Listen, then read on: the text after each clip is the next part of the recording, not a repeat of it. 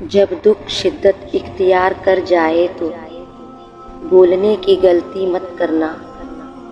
یہ تو صبر کے لمحات ہوتے ہیں، وہ لمحے جب اللہ آپ کے ساتھ ہوتا ہے، اور وہ جب ساتھ ہو جاتا ہے تو انسان کو فرش سے عرش تک پہنچا دیتا ہے۔ دیکھو، یہ موقع گنوانے کا نہیں، سب کچھ پانے کا ہوتا ہے۔ اللہ دعا کی توفیق دیتا ہی تب ہے جب اس نے کن کہنا ہوتا ہے، ورنہ تم نے اگر غور کیا ہو، ہمارے آس پاس کتنے ہی لوگ ہیں جو ذرا بھی دعا نہیں مانگتے، صرف اس سوچ کے ساتھ کہ اللہ پاک نہیں سنتے۔ اگر غور کرے تو اللہ پاک نے انہیں دعا کی توفیق ہی نہیں دی ہوتی۔ اگر تم اس کے کن کا انتظار بڑے صبر اور شکر کے ساتھ کر رہے ہو تو یہ کیسے ممکن ہے کوئی اس کا لاڈلا بندہ کی نہیں سنے، اس کی بارگاہ میں جائیں اور اسے سینے سے نہ لگائیں؟ کبھی معجزے کا نام سنا ہے؟ بس تھوڑا اور انتظار کرو اور دعا کرو، وہ ایسے لوگوں کے لیے ہی معجزے کرتا ہے۔ خاموش لوگ دراصل اللہ کے خاص بندے ہوتے ہیں۔ الجھاؤ ان کی فطرت کا خاصا نہیں ہوتا۔ اگر ان پر زیادتی یا ظلم مسلط کر بھی دیا جائے تو وہ بھی محض وضاحت دے کر خاموش ہو جاتے ہیں، کیونکہ ان کا مقدمہ لڑنے والا خود اللہ ہوتا ہے اور فرشتے اس کے حق میں دعا کرنے والے ہوتے ہیں۔ ہم جان ہی نہیں پاتے کہ خاموش لوگ کتنے طاقتور اور اختیارات کے مالک ہوتے ہیں۔ وہ جس کو چاہتا ہے اپنی طرف موڑ لیتا ہے، چپ چاپ، اور کسی کو خبر بھی نہیں ہوتی۔ بس پھر وہ ایک حکم دیتا ہے اور کائنات کی ساری طاقتیں ماتحت ہو جاتی ہے۔ کن اس کے گرد طواف کرنے لگتا ہے اور ساری باتیں بیکن پہ ختم ہو جاتی ہے۔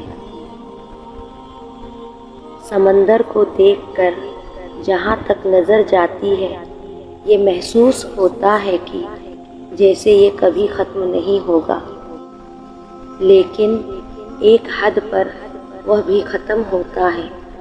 بالکل اسی طرح جب مشکل وقت آتا ہے تو یقین رکھا کرو کہ یہ وقت بھی گزر جائے گا، کیونکہ اللہ رحم کرنے والا ہے۔ کیسے کوئی غم باقی رہ سکتا ہے جبکہ اللہ کہہ رہا ہو میں ساتھ ہوں، اور اللہ کا ساتھ ہونا تو پھر ہر اس چیز سے بڑی بات ہے جس کے بارے میں ہم غمگین ہیں۔ جب اللہ سے محبت ہو جاتی ہے تو ساری شکایتیں ختم ہو جاتی ہیں۔ گھبرانا نہیں، ٹھوکر بھی ان کو لگتی ہے جن کو رب نے تھامنا ہوتا ہے۔ سب چھوٹ جائے مگر رب سے رابطہ نہیں چھوٹنا چاہیے۔ اگر خود چل کر اس کی طرف نہیں جاؤ گے تو وہ غم بھیج کے تمہیں اپنی طرف رجوع کرا لے گا کہ تم سے زیادہ تمہارا رب تمہاری فکر کرنے والا ہے۔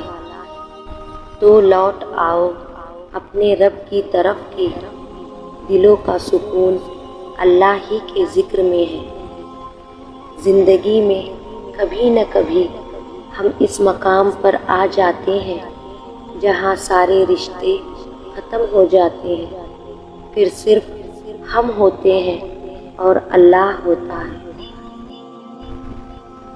اللہ کو سب کچھ معلوم ہے، وہ سب کچھ جاننے والا ہے۔ جب تم کسی کے ساتھ کچھ برا کرتے ہو یا کسی کے ساتھ کچھ اچھا کرتے ہو تب وہ تمہیں دیکھتا ہے، اور جب تم کسی سے کوئی بات کرتے ہو یا جب ہزاروں باتوں کے بعد بھی کچھ کہہ نہیں پاتے ہو، وہ تب بھی تمہیں سنتا ہے۔ تمہیں لگتا ہے تمہیں کوئی سمجھ نہیں سکتا، کوئی تمہاری تڑپ کو دیکھ نہیں سکتا، مگر اللہ تمہیں سمجھتا ہے، تمہیں دیکھتا ہے، تمہاری تکلیف کو جانتا ہے۔ وہ اس ہنسی سے واقف ہے جو تم نہ جانے کتنی سسکیوں کے بعد چہرے پر سجاتے ہو، اور وہ اس قربناک آہ سے بھی واقف ہے جو تم نہ جانے کتنے ضبط کے بعد اپنے اندر ہی دبا لیتے ہو۔ قرآن پاک میں فرمایا گیا ہے کہ اس پر ہر چیز عیاں ہے، جو کچھ گزر چکا اور جو کچھ موجود ہے اور جو کچھ آنے والا ہے۔ تو پھر کیوں سوچتے ہو کہ تمہارے پاس کوئی دوست نہیں؟ سب سے بہترین دوست تمہارا ساتھی ہے، اللہ۔ آنسو اور ٹوٹے ہوئے دل کی قدر اللہ سے بہتر کوئی نہیں سمجھ سکتا۔ دل چھوٹا نہ کرو، ایک دن وہ رب تمہاری ساری دعائیں قبول کر لے گا۔ چند لمحوں کا ہوا کرتا ہے خوابوں کا سفر، آنکھ کھلتی ہے تو صدیوں کی تھکن ہوتی ہے۔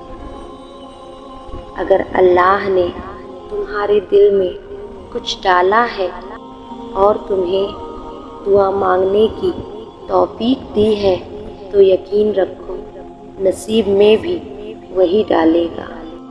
آپ جانتے ہیں کہ جب آپ مشکل حالات سے گزر رہے ہوتے ہیں اور آپ کو ایک ایسی پوسٹ ملتی ہے جو اللہ پر آپ کی امید اور یقین کو مضبوط کرتی ہے، آپ کے صبر کو بڑھاتی ہے، آپ کو ہار نہ ماننے کی یاد دلاتی ہے، ہاں یہ اللہ کی طرف سے ہے، وہ تمہیں خوبصورت اور لطیف طریقوں سے مضبوط کرتا ہے۔